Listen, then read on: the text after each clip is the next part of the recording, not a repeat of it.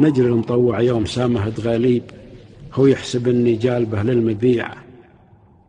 هذا البيت السعيدان المطوع من هذه القصيدة: نجري المطوع يوم سامهد غاليب، هو يحسب اني جالبه للمبيع.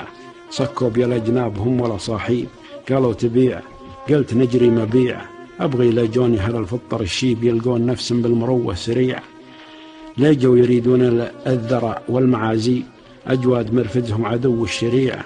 وقف على الأصحاب هم ولا جانيب، ليجن بالماجوب ثور النفيعة. عاداتنا بأموالنا نشري الطيب، وقفايته عني أراها فجيعة. أول زراهم دلتين وترحيب وكبش، يجيهم خادمي من وديعة.